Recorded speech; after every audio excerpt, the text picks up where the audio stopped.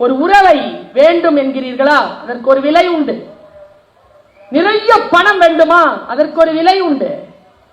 நீங்கள் பேச்சாளராக வேண்டுமா? விலை உண்டு. நீங்கள் இந்த நாட்டின் பிரதம மந்திரியாக வேண்டுமா? விலை உண்டு. விலை என்பது பணம் கிடையாது. எதை நீங்கள் விடுகிறீர்கள்? எதை நீங்கள் பெற்றுக் கொள்கிறீர்கள்? எதை நீங்கள் தியாகிக்கிறீர்கள்? எங்கே நீங்கள் களமாடுகிறீர்கள்? எல்லாம் நீங்கள் தரக்கூடிய விலைதான். நீங்கள் எங்கே இருக்க விரும்புகிறீர்கள்? இதோ நான் இங்கே இருக்க விரும்புகிறேன், இதோ நான் இங்கே இருக்கிறேன், நான் இந்த மேடையில் நின்று பேச வேண்டும் என்று நினைக்கிறேன், இதோ நான் இங்கே இருக்கிறேன். நீங்கள் இந்த மேடையில் நின்று உட்கார்ந்து பேச்சை கவனிக்க வேண்டும் என்று நினைக்கிறீர்கள், நீங்கள் அங்கே இருக்கிறீர்கள். நீங்கள் எங்கே இருக்க வேண்டும் என்று விரும்புகிறீர்களோ அங்கே இருங்கள் என்கிறேன் நான். நம்மோடு நமக்கு என்ன திட்டம்? எங்கே இருக்கிறது உங்களோடு உங்களுக்கு திட்டம்? இந்த சமூகத்திற்காகத்தான் உங்களை நீங்கள் அர்ப்பணித்துக் கொண்டிருக்கிறீர்கள். இந்த சமூகம் உங்களுக்கு என்ன சொல்லுகிறதோ அதைத்தான் நீங்கள் பின்பற்றிக் கொண்டிருக்கிறீர்கள். உங்களை வைத்துக் கொண்டு நீங்கள் என்ன செய்ய போகிறீர்கள் என்கின்ற திட்டம் ஒவ்வொருவருக்கும் இருக்க வேண்டும். இதை வைத்துக் கொண்டு என்ன செய்வது? பலர் குற்றம் இழைத்து விடுகிறார்கள், பலர் வீணடித்து விடுகிறார்கள்.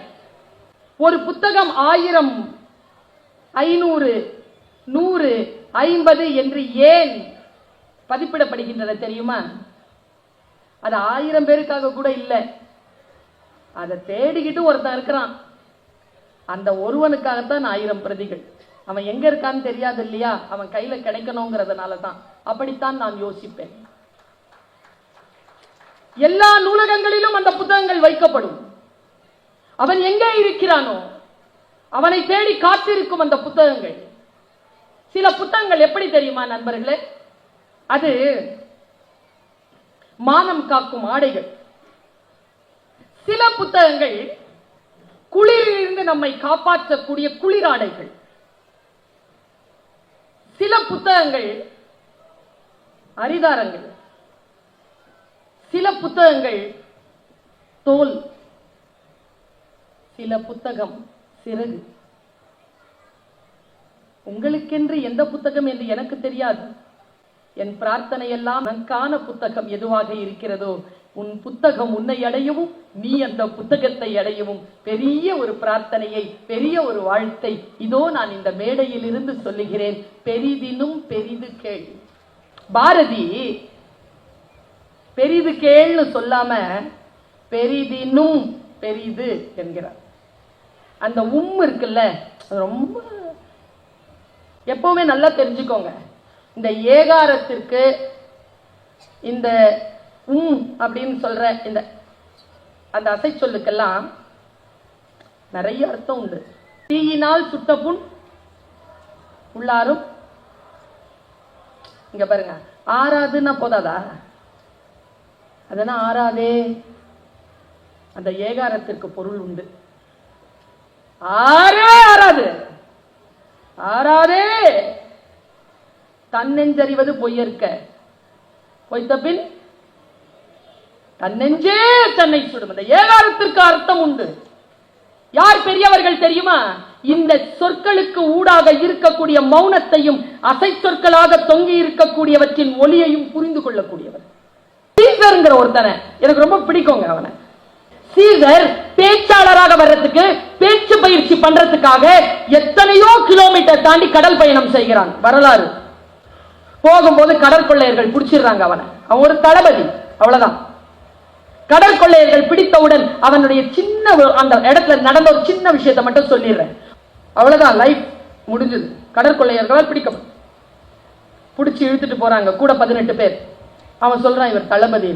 சரி, 20 டாலன்ஸ், 20 டாலந்துகளை கொடுத்து உன் தலைவனை கூட்டு போ. சார் 12 நாள் ஆகும் போறதுக்கு. போயிட்டு வா, உயிரோட வச்சிருக்கோம். 12 நாள் முடிஞ்சிருச்சுன்னா போறதுக்கு 12, வரதுக்கு 12, 24 நாள் முடிஞ்சிருச்சுன்னா கொலை பண்ணிடுவோம். அப்ப சிரிச்சுக்கிட்டே சொன்னானா சீசர், யோ பிடிச்சிட்ட, என்ன 20 டாலண்டுங்கிற, ஒரு 50வது கேளுடா டே, 20 கேட்கிற, சரி 50. போனாங்க.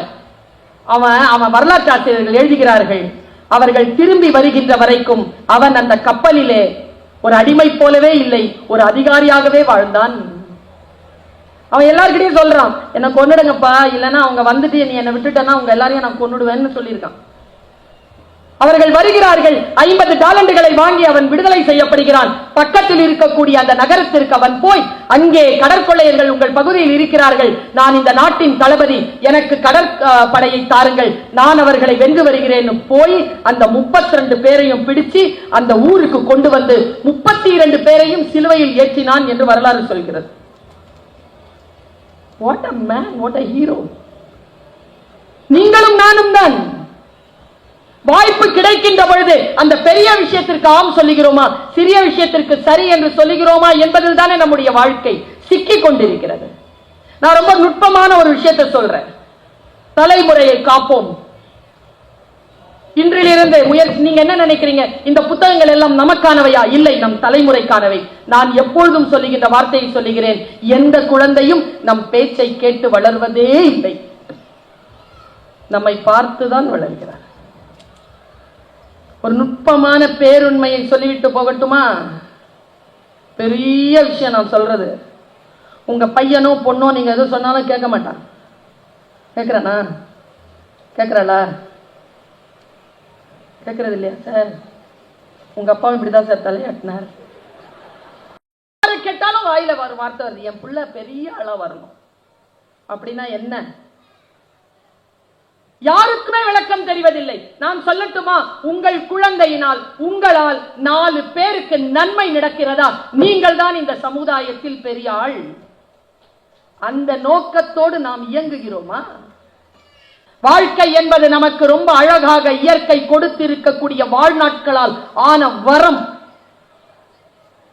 இந்த வரத்தை அனுபவிக்கக்கூடிய நாம் எதற்காக நினைவு கூறப்பட வேண்டும் என்று நினைக்கிறோம்? என்ன காரணத்திற்காக உங்களை நான் நினைத்துக் கொள்ள வேண்டும்? ஒரு சிக்னேச்சர் போட்டுடுங்களேன். அதற்கான வேலையை இன்றிலிருந்து தொடங்குங்களேன்.